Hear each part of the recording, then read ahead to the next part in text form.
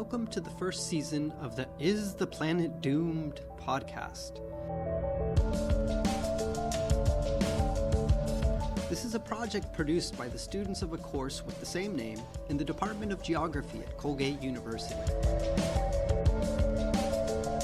By unpacking some of the world's most pressing and complex problems, the episodes in this podcast help answer the question, well, are we doomed? In this episode, Connor Scannell finds that a lifeless patch of ocean in the Gulf of Mexico has an unexpected cause. For Colgate University, I'm Connor Scannell. So, as you bite into a Big Mac, have you ever thought about its connection to the changing size of the Gulf of Mexico's Deadzone? Probably not. Strangely enough, the fast food you buy, the cereal you eat, and the soda you drink are all connected to the Deadzone growing at the end of the Mississippi River. How are these two things related? Well, every year, the huge agro-industrial farms that produce the corn, beef, and chicken needed to feed the fast food industry use farming techniques that result in large quantities of chemical fertilizer flowing into the Mississippi and eventually into the Gulf. Nancy Rabelais, the nation's foremost expert on dead zones, who has been measuring oxygen levels in the Gulf since 1985, described the dead zone in 2017, saying, "This is the largest one we've ever measured and the second largest human-caused dead zone in the ocean. It's a feature that's large, it's not getting smaller, and attempts to manage the nutrients, nitrogen, particularly from the Mississippi River, are not having an effect on reducing the size." If you've never heard of a dead zone, it is a casual way to describe a spot in the ocean with really low oxygen levels. Sea life requires oxygen. Without it, the local food web collapses and the ocean in that spot, well, dies. Dead zones can span anywhere from hundreds of acres to hundreds of thousands of miles, and they tend to expand in the summer, increasing the area of low oxygen and potential danger to fish. Last summer, at its biggest, the Gulf's dead zone was almost 9,000 square miles, or roughly the size of New Jersey. That is clearly way too big. Its vast size means fish are forced to migrate or suffocate, and many have no choice. It also creates inconsistent and challenging fishing conditions, posing an economic threat to commercial fishers all along the Gulf Coast. Studies show the Gulf's dead zone has been constantly growing since the 1950s. And here's where your Big Mac comes in. The 50s were a decade of serious growth in America's economy. More cars were on the road, more houses were being built, and we became a bigger and more industrialized place. At the same time, there were also more of us. The baby boom brought in 70 million new babies. This generation was also raised on a new American diet. The baby boom, it turns out, was also the fast food boom. And most of this food was produced right in America's heartland. It is pretty easy to make the connection between the shift in America's diet and the takeoff of the fast food industry. Fast food is quick, filling, and cheap, making it an easy food option for everyone. In the immediate post-war era, Eric Schlosser, author of Fast Food Nation, described America's fast food industry as a handful of hot dog and hamburger stands in Southern California.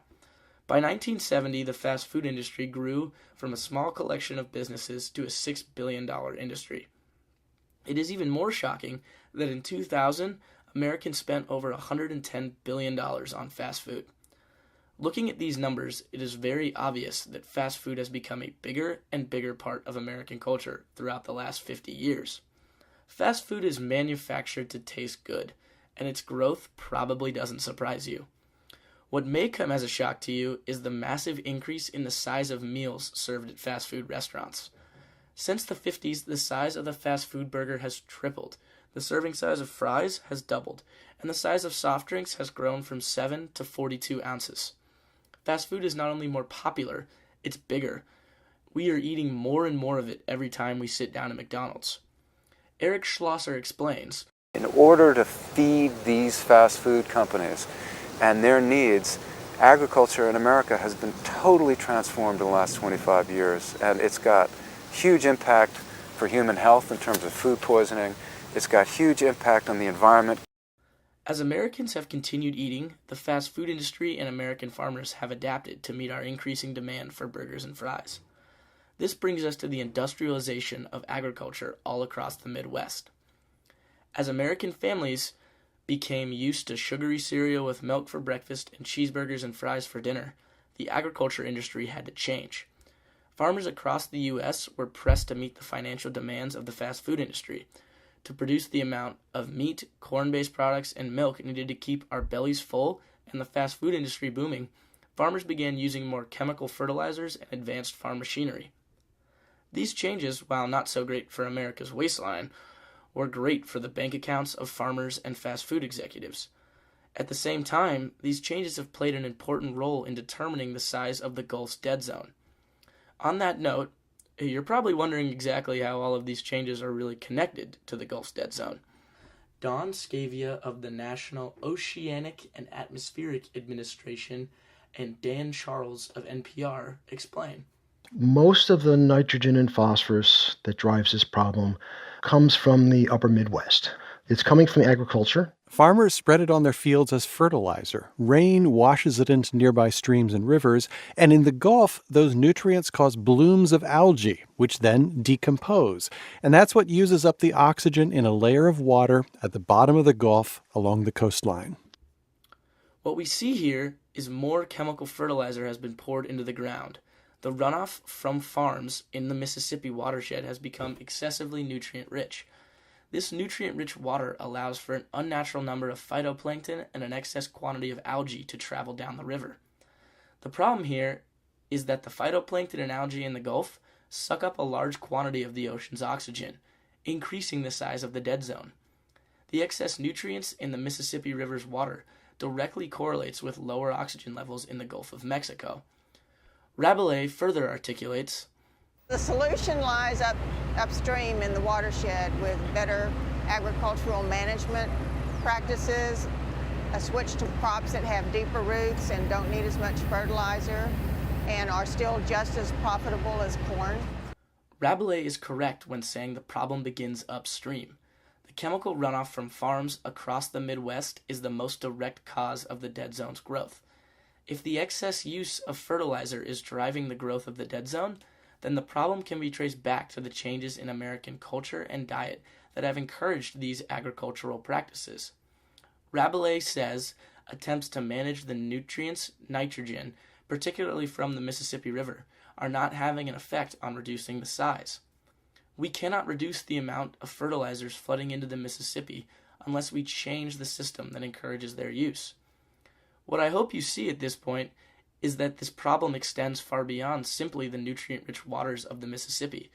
The more reliant Americans have become on fast food, the more it makes sense for farmers to pour fertilizers onto their crops. The more we eat high sugar and fast food products, the more reliant our agriculture system becomes on these harmful practices. What you see here is how changes in American culture and diet have created a system that over time has allowed the Gulf's dead zone to grow way beyond its natural size. Essentially, as Americans have grown in numbers and in size, so has the Gulf's dead zone. This forces us to ask if a simple change in our diet may be the key to stopping a serious environmental catastrophe. While we may never know the answer to this question, it is clear that the more corn, sugar, and beef we consume, the more the dead zone will continue to grow. The combination of social, economic, and environmental factors at the heart of this issue express how changes in our environment are usually much more complex than they seem. So, next time you bite into a cheeseburger from McDonald's, I hope you consider how it may impact the habitat of sea creatures all across the Gulf.